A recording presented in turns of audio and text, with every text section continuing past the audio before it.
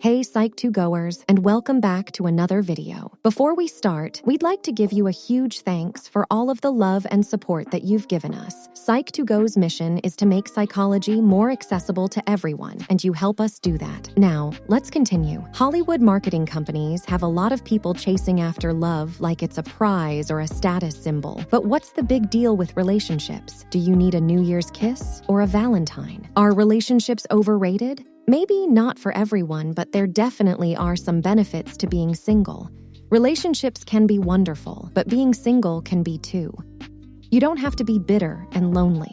Let's take a look at a few of the benefits of being single. Strengthening bonds. According to Maslow's hierarchy of needs, something we all want is love and belonging. We want to be loved unconditionally. We want someone who we can talk to about anything. A lot of the time, especially as we get older, that gap seems to become more obvious, and we tend to think that the thing that's missing is romantic love. Because of that, we lose sight of the fact that we can receive love and affection from many sources. A study conducted in 2016 revealed that receiving support from other sources like your friends and family can mitigate feelings of romantic loneliness. In other words, spending time with friends and family can keep that nagging feeling that something is missing away. Permission to be selfish. A 2013 article published in Politics, Philosophy, and Economics, titled "In a Compromise, Be Fair," states that compromises need to occur in relationships, even at the cost of fairness. This means compromises aren't always fair, but they are necessary for a relationship to work. That's good news for single people. Of course, compromises will still come up as you balance work or school, friends, and family, but the most stressful and time-consuming compromises come with being in a relationship. You don't need to discuss plans with a significant other. You can just decide on things yourself. Feel like treating yourself to sushi and a movie on a lovely Sunday afternoon? You can.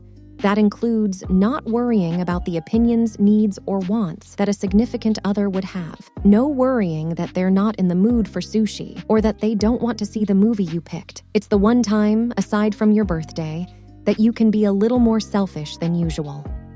Look within. When you're single and don't have to compromise, you have more time to discover the things that make you you.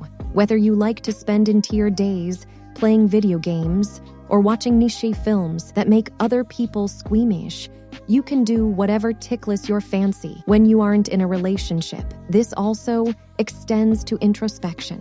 You have time to look inward and learn about yourself. You can figure out everything that you need and want in life.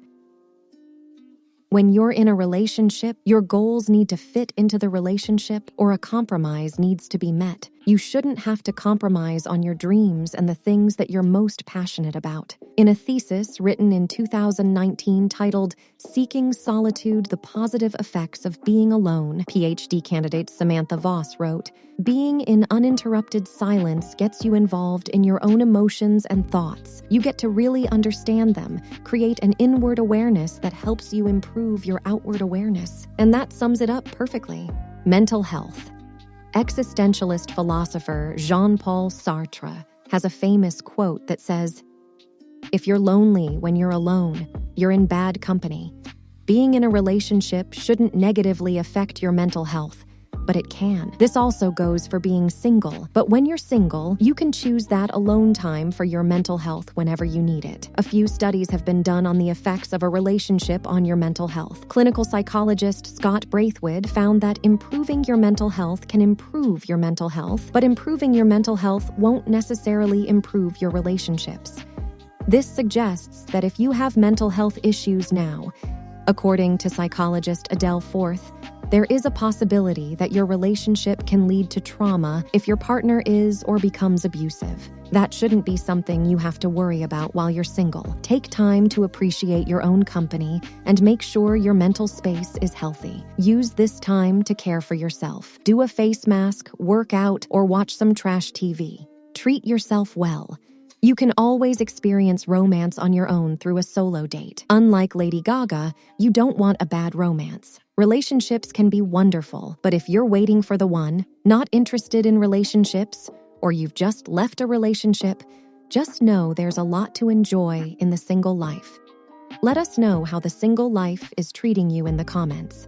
Leave a like and subscribe to Mind Boost TV for more videos like this. And if we can leave you with one thing, it's this: being single doesn't mean you have to be lonely.